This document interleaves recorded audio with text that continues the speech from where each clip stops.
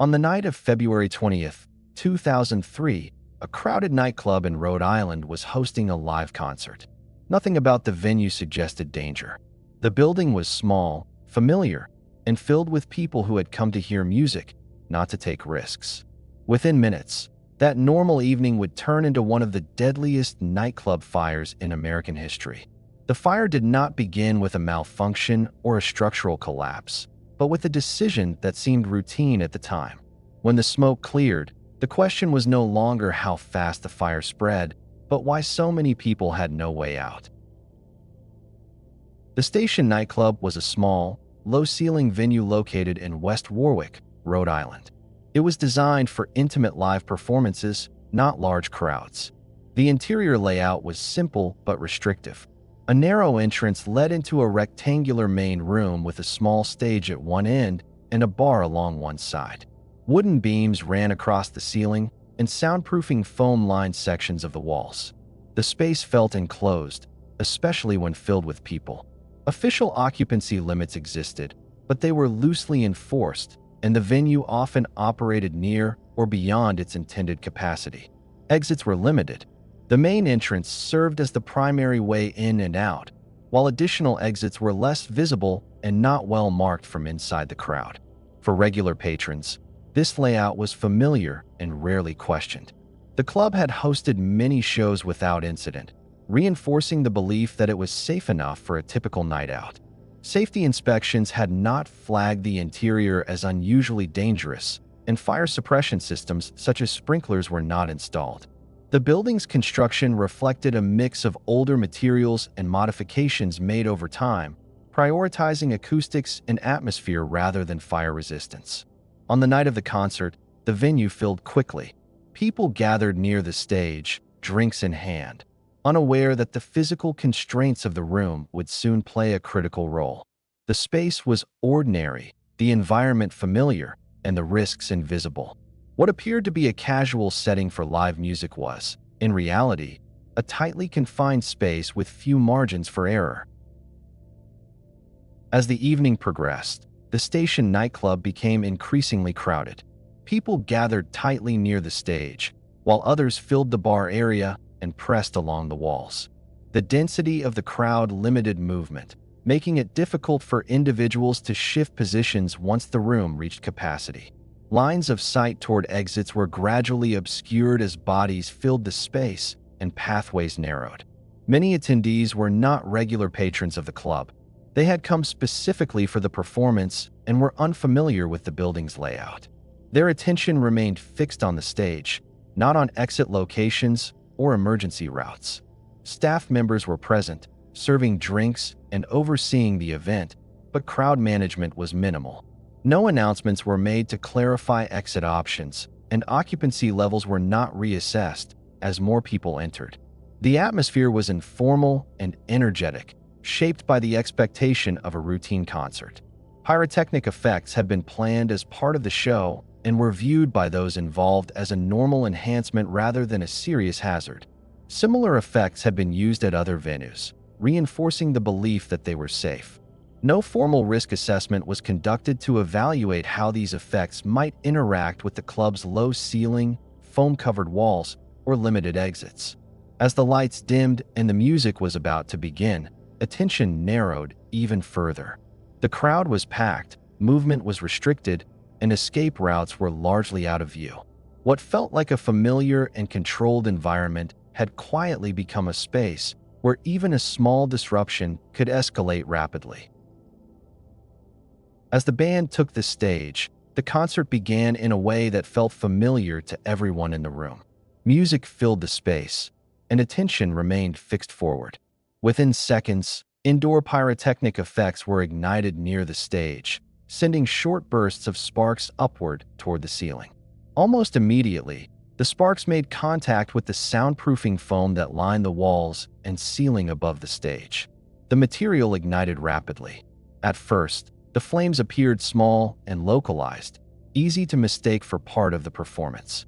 For a brief moment, there was confusion rather than alarm.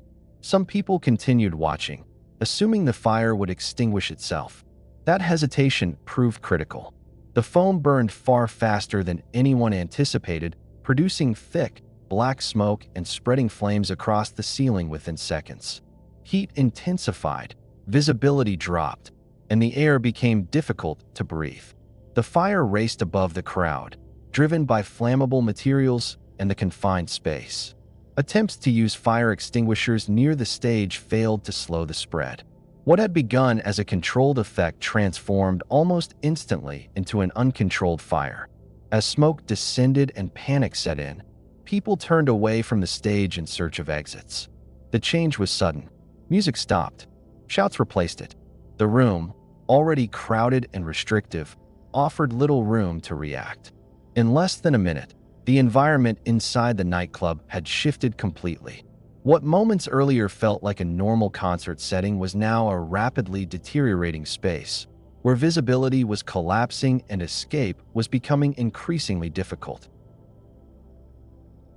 As the fire spread across the ceiling, the crowd surged toward the exits almost simultaneously. Most people instinctively moved toward the main entrance, the same door they had used to enter the club. The narrow passage quickly became congested as bodies pressed forward, slowing movement to a crawl. Those who fell were immediately pinned beneath others, creating a human bottleneck that blocked the doorway entirely. Smoke thickened rapidly, reducing visibility to near zero and making it difficult to breathe. The low ceiling trapped heat and toxic fumes, accelerating the effects of smoke inhalation. Some people attempted to move towards secondary exits, but these routes were poorly marked and unfamiliar, especially to those who had never visited the club before. Confusion spread as people struggled to orient themselves in the darkness. Inside the room, panic intensified, but there was little space to maneuver or change direction. The layout of the building funneled movement into a single point, amplifying the danger created by the crowd. Outside, those who managed to escape turned back toward the building, shouting warnings and trying to pull others free. Inside, conditions continued to deteriorate. The fire itself moved quickly, but it was the smoke and congestion that proved most deadly. Within minutes, the interior of the nightclub became unsurvivable, not because escape was impossible in theory, but because the design of the space and the density of the crowd left no margin for delay or error.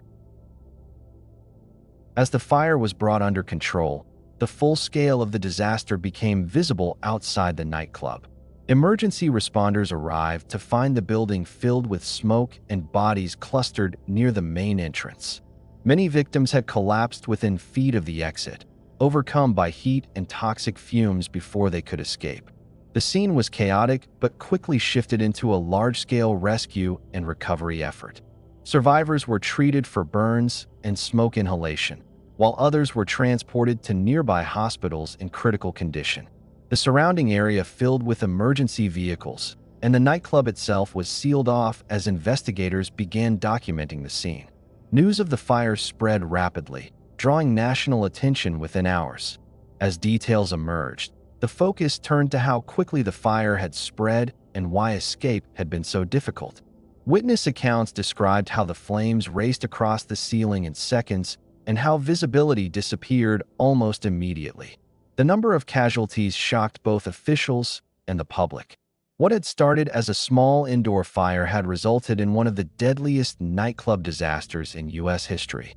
In the days that followed, the names and stories of the victims began to surface, revealing a cross-section of people who had come for a night of music and never returned home. The tragedy was no longer confined to the walls of the building. It had become a national moment of reckoning, raising urgent questions about safety, oversight, and how such a rapid loss of life had been allowed to occur in a public venue. In the aftermath of the fire, investigators began examining how a small indoor concert had turned into a mass casualty event in a matter of minutes. Attention focused on a combination of factors rather than a single failure. The use of indoor pyrotechnics in a confined space was quickly identified as the ignition source, but it was only one part of a larger problem.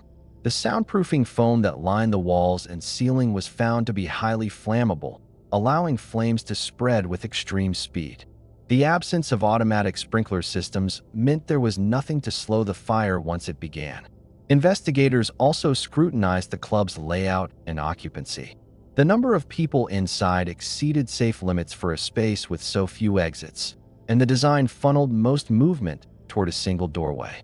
Emergency exits existed, but their placement and visibility were inadequate for a crowded, smoke-filled environment. The investigation extended beyond the building itself to include management decisions, safety inspections, and regulatory oversight. Questions were raised about why the foam had been installed, why pyrotechnics were approved for indoor use, and why the venue had not been required to install sprinklers. Criminal charges were filed against several parties, including the band's tour manager and the club's owners, reflecting the view that the disaster was the result of preventable decisions rather than unavoidable circumstances. Civil lawsuits followed, seeking accountability for the loss of life. As the findings accumulated, a clear pattern emerged. The fire was not caused by a single reckless act, but by a chain of accepted practices that had never been fully challenged. Each decision, viewed in isolation, seemed manageable. Together, they created conditions where a brief spark was enough to overwhelm the space almost instantly. In the years following the Station Nightclub Fire, its impact extended far beyond Rhode Island. The disaster exposed critical gaps in fire safety regulations for entertainment venues and accelerated changes that had been debated for years but never fully implemented. Building codes were revised to restrict the use of flammable soundproofing materials, and indoor pyrotechnics were more tightly regulated or banned outright in many jurisdictions. Requirements for sprinkler systems were expanded, particularly for venues with low ceilings and large crowds. Fire inspections became more frequent and more detailed, with greater emphasis on real-world evacuation scenarios rather than basic compliance. The fire also reshaped how responsibility was understood in live entertainment. Venue owners, performers, tour managers, and regulators were reminded that safety could not be treated as secondary to atmosphere or performance. The station fire joined a short list of modern disasters that demonstrated how quickly familiar environments can become deadly when risks are underestimated.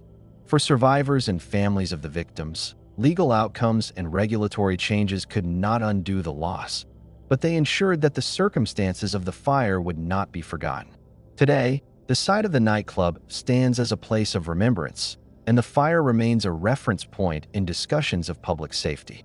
It serves as a reminder that disasters are often built quietly, through ordinary decisions and accepted shortcuts, long before they unfold in a moment of panic. The legacy of the Station Nightclub Fire lies in this lesson. When safety depends on assumptions, even a brief lapse can carry irreversible consequences.